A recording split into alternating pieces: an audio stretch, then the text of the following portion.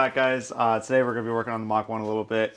I got Dad behind the camera. T-Wicket is his code name for the YouTube channel. And pretty much today we're just going to be, using a little tester. You can literally buy this anywhere. And we're going to hook it up to the negative, to the positive here, and it'll just tell us how many volts we got. We got 13 volts on this battery. And pretty much what we're going to do is we're going to take the battery, we're going to hook it up to the car, and we're just going to start plugging that stupid thing everywhere and just seeing where we have power and where we don't have power, and hopefully we can find our fusible link that's broken from our little accident about 2 years ago. So we're just gonna get right into it. Hopefully by the end of this video we could have a running and driving Mach 1. This guy already recording. Let's see what we got. All right, so as you can see, you come over here a little bit more. Both these wires are black. Both of them are red. Brandon, I'll say we because Brandon will get mad at me and be like, you didn't want it.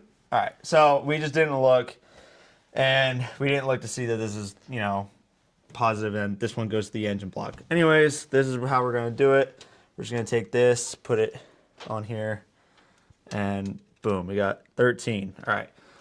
Now, we're just going to start going around and tapping everything. All right, we got volts there. So anyways, what we just got done doing here is we were using that little test guy, and Dad came back to this wire, that red wire going into the firewall there. It's a little bit frayed, as you can see. A mouse started chewing through it. And what happened was it freaking, it like sparked.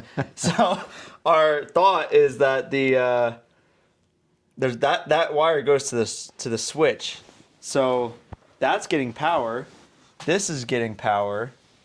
The MSD. So once we turn the switch, that solenoid on the other side should turn on, which at that point, it would just mean it's not getting power to the starter. We haven't really tried with a really good battery. This one's a really good battery. So I don't know. Maybe it was just the battery. We'll see. Oh, God, don't drop the camera. All right. Oh, these are lights for the Mustang. It's a neutral, right? Yeah, it's a neutral. Should be. God, I hate this part. Ooh! There we go. Heard the starter kick on. Wait, where's the... Ready? Hang on, give me the light. We're basically jumping it. Bypassing everything.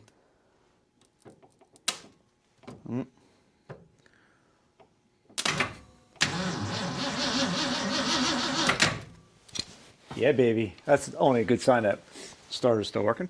I mean, it's a good sign. Yeah. Motor's free. Obviously, we just got to try and find a short somewhere. Well, now you guys heard it cranking a little bit.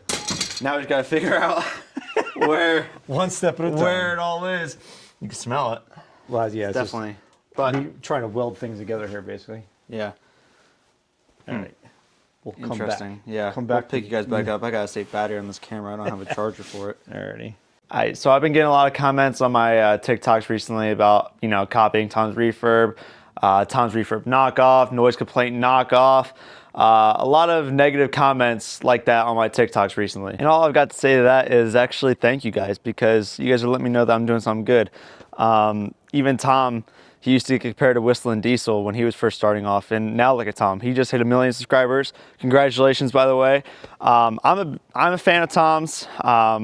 I'd love to be friends with him and, get to know him more and everything. But yeah, I mean, it just kind of shows that I'm on the right track. And if you guys want to check out my YouTube and see how all my videos turn out, let me know if you guys like them, if you guys want me to change anything about them. I'm trying to make it better for you guys and, get a better following to really pursue what I love doing, which is building cars, classic cars, and just having fun with the car community, going out to car shows, doing all that stuff. So if you guys like the videos, please like and subscribe. And yeah, drive fast, take chances.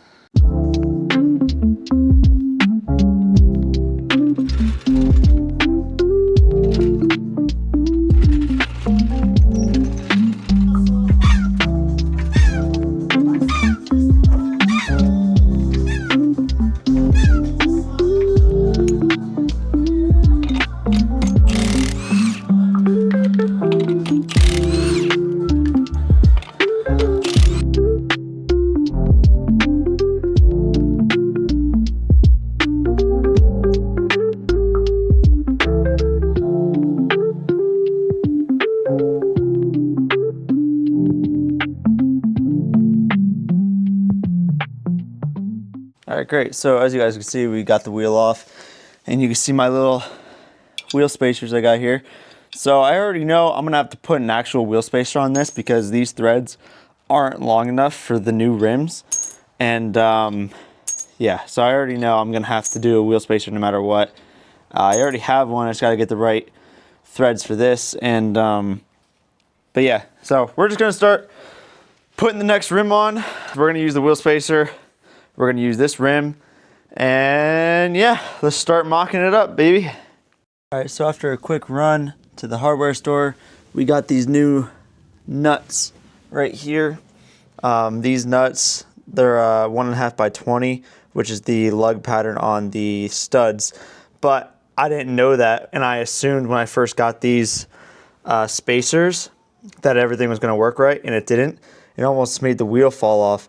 These weren't the right thread, and they went on, but then the wheel almost fell off, and that's why you can see they're all like messed up and like, yeah, it's like bad. So that's why on the wheel spacer itself, you can see some of the metal, but luckily it didn't actually hurt the studs threads.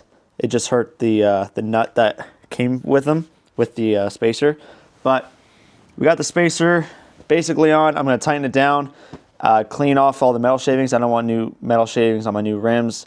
And then, yeah, we'll just put the rim on. Hopefully everything works. I mean, it should stick out pretty good. So let's get right into it.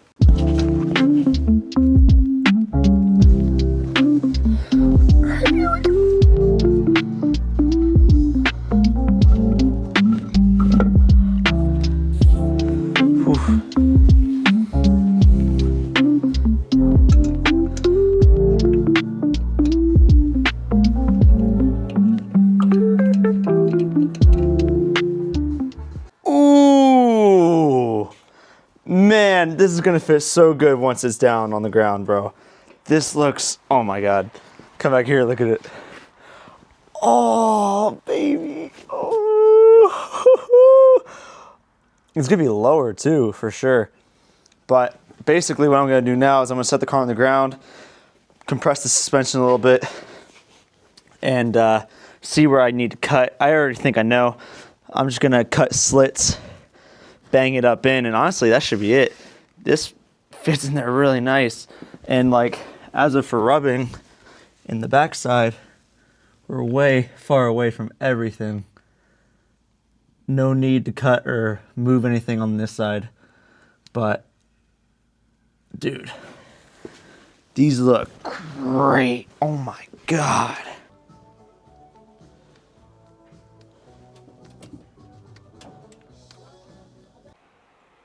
Bro, I don't even want to do any work to them. I just want to look at them. They're so sexy. Oh, man, is she bad. Oh, maybe we're just going to, man, this cold weather, man, it just made me so horny. Oh, man. You guys know what I'm talking about? Anyways, I pressed on the suspension. It lowered it a little bit, but it still has a little bit too much that I like. I want it to be flusher, a little bit lower. So I'm thinking a 1/2 inch lowering block in the back will be perfect. But I am gonna roll these. I'm gonna cut it. That's what I'm gonna get to right now. Take the wheel back off, and yeah, just cut up around the lip there. And it should be able to come lower and fit a lot more flush. That's my hope, at least. But it looks great so far, and I just want to take it down the road, bro. Like, I just want to show it off. It's so nice in person.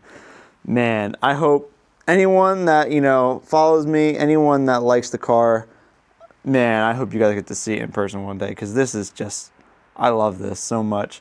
But, all right, let's get this rim off, and let's start to get to cutting.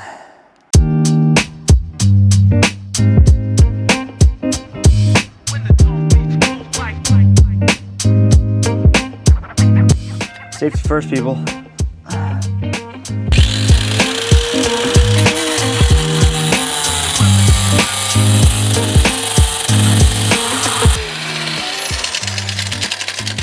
And just like that, first slit is done. You guys probably can't even see it on camera. That's okay.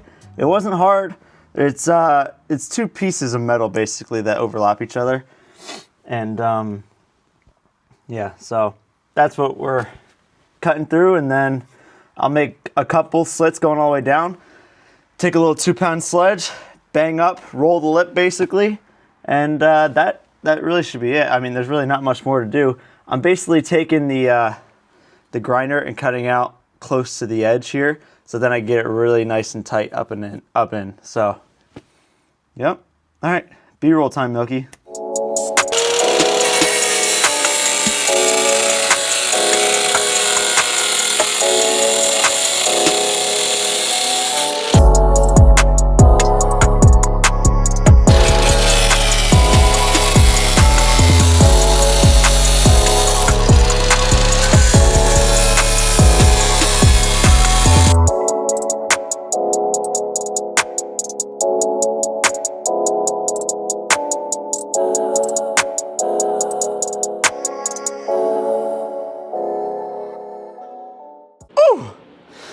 So, you got to be careful because I don't want to mess up the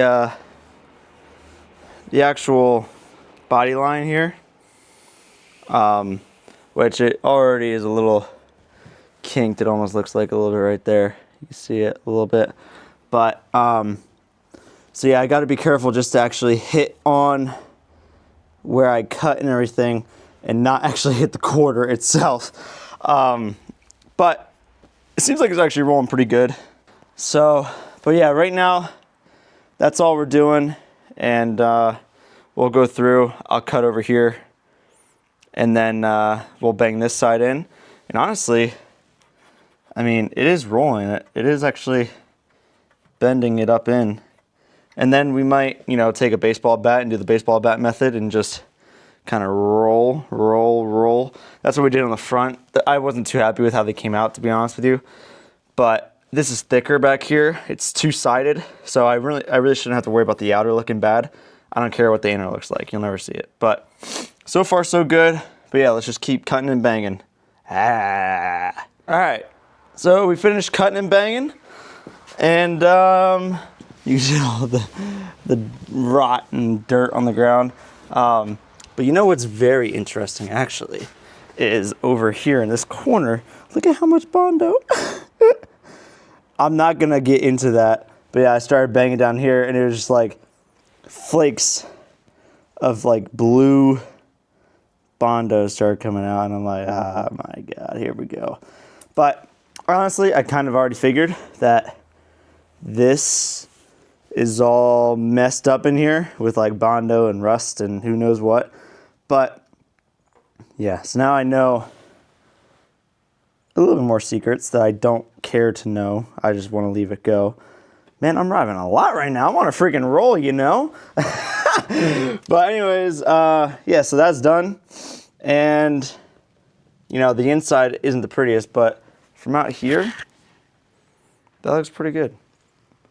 I'll take that. Except right there, you can see it a little warped, but whatever. Who knows? Who cares really? Like, but yeah, so that's pretty much it for this side, honestly. Now the rim, I could literally just get another wheel spacer, which I already have. I just got to get probably these nuts again and actually tighten it all down, and I could start putting my new rims in the back here.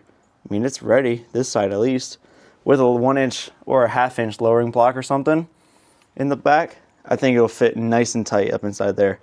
But I'm pretty happy with it, except just for this right down here. I didn't want to know about that, honestly. But it is what it is. And yeah, let's see where we go from here.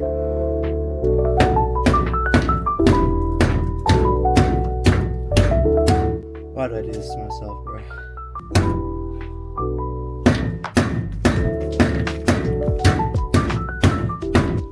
So I went ahead and I did the other side, and it didn't come out bad. The only part that kind of stunk was over here. It was just like, you can't really see it, but the two pieces that they rolled over back then was kind of messing up, and there's like a big chunk of Bondo right at the bottom, and there's Bondo over here too. again, of course. So, but I mean, I don't think it came out too bad. You'll never see it really. And the rims are supposed to be the nice part of the car. So everything else is supposed to be crappy. The rims are supposed to be super nice. And I'm planning on having all the chrome be super nice too. So just like nice chrome, nice parts underneath it. Just the paint and the body is supposed to be what it is, true to its roots. So that's where we're at right now. I might end it here for the day. I don't know what else we're gonna be doing, but yeah, I'd say I'm pretty happy with what we got done today. I got both sides done, and you know, I might dabble in some other stuff, but for right now, I'm pretty happy with it. All right, it's a couple days later. We haven't done any more work to the Mustang on these rear quarters, but they do look pretty good. When it gets a little bit warmer out, I'll take a piece of tape, go around and spray paint the inside, so it's all nice and black. You'll never even see it. But we did get an order that came in from CJ Pony Parts. Again, not sponsored, but you know, it is what it is.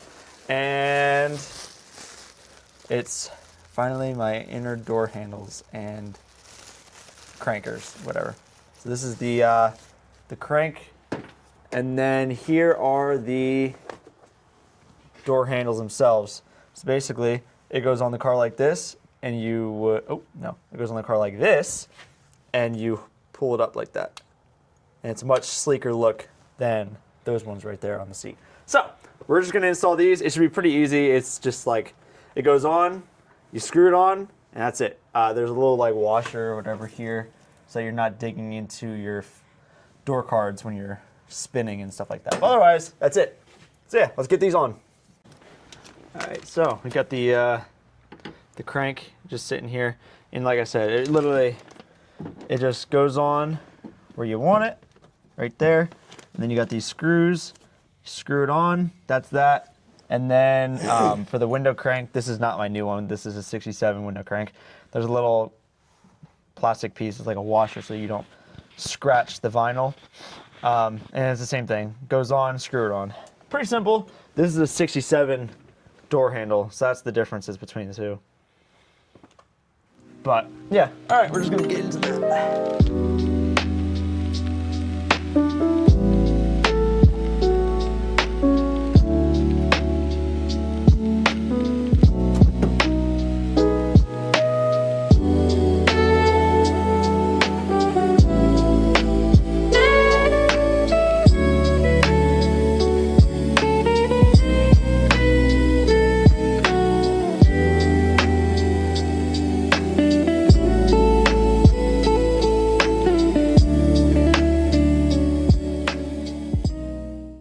So we just finished the door handles. It came out pretty good. Super easy. Literally took like 3 minutes. But I just want to take a second. I don't think you guys necessarily know exactly what's all been done to the Mustang. And pretty much I'm just going to go run through everything that's like been done. We bought the car in 2021 from a local guy in our small town. My dad knew that he had the car, hopefully. We went there Thursday night. We picked it up Saturday morning. I bought the car for $2,800. It came with like 2 engines, 3 transmissions, a lot of parts that came with the car. And pretty much the car sat for like a year and a half, and I put a clip in. We got the car running, and we did a donut in the yard with the car. No brakes, smoking like a banshee. The tires did too with an automatic. And pretty much then we took the car over to this garage, and we started ripping it apart. We bought one of the first things we bought for this car in that like year and a half was the engine and transmission. We bought the engine and transmission together, $1,500. It didn't have all this work. It was completely stock, 302 with a 5-speed. And right after that, then we bought the cowl hood. I really wanted a cowl hood way before Tom was even a thing on YouTube, at least. So from there, then we brought the car here, started ripping it apart, and we realized that there was a lot of rot on this car, like more than we actually realized. So pretty much both frame rails are new. This one, that one, both replaced. This strut tower has been replaced. The battery apron has been replaced. And then pretty much once we got all that done, I kept ordering parts that I've wanted on this car since I got it. And pretty much then we just started ordering parts, stacking. Literally my room was like stacked full of parts for this thing. And literally all my time and money has been put into this car. We got 6-piston drilled and slotted rotor wheel wood calipers, 1-inch sway bar in the front. We did a Shelby drop. We did QA1 fully adjustable coilovers. This is a 4-core aluminum radiator. We got an MSD full ignition. These wires alone from Anderson Ford, they're like $300, way more than I need. They're meant for like boosted cars that need the extra spark, but I like them and I wanted to have them. I didn't try to cheap out with the car because it's what I wanted. We did a battery relocation kit to the back. There's a kill switch in the rear reverse light for the car, so when you're drag racing, you flip the switch, car turns off. That's something that's pretty unique, something that no one's really ever done. I did it because I thought it was cool. Then we got a 7/8 bore wheelwood master cylinder. It's got wheelwood braided brake lines in the front. The underneath has been fully undercoated by me in this garage, taken right down to took all the factory whatever stuff off with a freaking grinding wheel and a wire brush. Redid the entire underneath the car. It's got fully new brake lines, front to rear. This fender, that door, and that door, I took to CIT class. I did auto body, and I redid these. They all had rot. I drilled holes in the bottom of them so the water could run out. I did all the body work to them. They came out freaking immaculate. And then we put them on the car and we started, cutting and rolling and making it fit, making it work. But yeah, that's why they're in primer gray, because they're fully redone. New bumper, new, all that. The interior, all new. Redid. The seats are original. The front seats aren't original. They're from, a package that we got with the car, actually. We reupholstered them by ourselves. We didn't have someone else do it. The dash pad, that's new. Steering wheel, that's new. Door handles, clearly, those are new. Door cards, everything is new. And it's a factory AC and heat car, so it's got the switches on the side for the blowing and all that stuff. And I got to source the vents in the aluminum dash because that's what I wanted. That's a 67 Deluxe package, but I don't care. It's what I want. It's what I'm going to pay for. It's got, we just did the subframe connectors, redid the torque boxes on it. Come back farther. One of the first things that we actually did to the car was we did a Ford 9-inch. My dad sourced one from a guy locally, and we got a 390 gear with a wave track that we also bought. The housing, put it in. It's got the 28 spline axles in it. It's not 31 spline. It's got Meyer Racing leaf springs. It's got Integra shocks.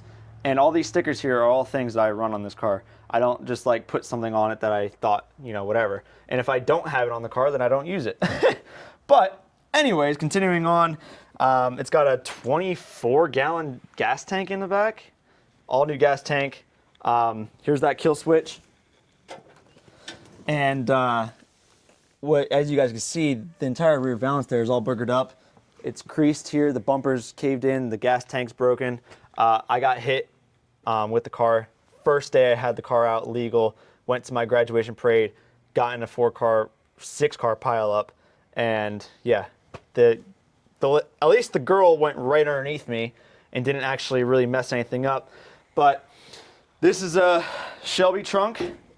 We got these end caps, and it stinks to build a car with your heart and soul and put a lot of time and money, blood, sweat, and tears, your friends coming over helping you, your dad, everyone chipping in with this car just to get, ragged on for it being a copy of Noise Complaint. I bought the car blue, okay? I'll have photos in here of when I first bought the car. I can't change the color unless I want to, you know, do it myself, which I probably will. But the fact of the matter is that, you know, they made thousands of these cars, and for the car to be blue and people to rag on it for being blue and having this black and white lettering on the back is kind of crazy. The ponytail, I wrote that on the side of the car right before my graduation, because again, that's when the car was literally just finishing. I never even got to drive it to school. I drove it one time to the graduation parade, got rear-ended. I was the only car in that accident that made it out of there and kept driving it. Yeah, wrote this on it. I thought it was cool. I'll have a photo of the car that I got that off of. And the black and white lettering with the blue is what looks the best. Now, if you guys want me to say I got that from Noise Complaint, sure. I got that idea from Noise Complaint to use the white in the black. Cool. Anyways, going from there, the car's originally green. They did a lot of work back in the 80s. They painted it blue. The fenders, I was like, you know what? I've seen some guys back in the 60s and 70s where I get all of my inspiration from, and Tom gets a lot of his inspiration from, is the Trans Am racing. And I wrote my name on the side of it because that's cool. I got a lot more ideas I want to do for the paint. But yeah, I mean, now we're on to the new rims. I wanted to lower the back of it a little bit more, and there's a lot more that I still want to do. Rear sway bar, rear panhard bar, and basically making this car a lot cooler and a lot badder than it already is. I also just possibly sourced actual boom tubes. That would be amazing to put on this car. And yeah, that's pretty much it. It's got an AFR 185cc heads, Edelbrock carb, I want to change that. Edelbrock performance RPM intake, stage 1 trick flow cam, 1.7 rockers. And yeah, it's a pretty simple build, but it gets the job done because it's just a small block Ford. You can't beat them. So that's pretty much it. I just wanted to take a walkthrough on what the car's actually done. I'll have the editor, also aka cameraman, also aka Milky. I'll have him hopefully actually speed this up a little bit, me talking, so it's not as slow. And I'll have him put the photos of everything while we did it in order of what I just said. So that's pretty much it. Oh yeah, it's got a McLeod clutch, Super Pro Street. It's like a $500 clutch. Doesn't need it, but I wanted it. It's got a Stifler's cross member for the transmission and a Stifler safety loop, which they make those for, you know, 65 to 70, whatever it is. And yeah, I think that's pretty much it. But there's a lot done to the car, and yeah. But that's the end of this video. Stay tuned for next week. Next week will actually be pretty funny. Me and Milky have already started shooting it, and I think it's going to be a great video. We have a lot more ideas that we have yet for that video. And if you want to know about the ultimate hoopty for free, check out next week's video. Anyways, that's it for today. Drive fast, take chances. I'll see you guys next week.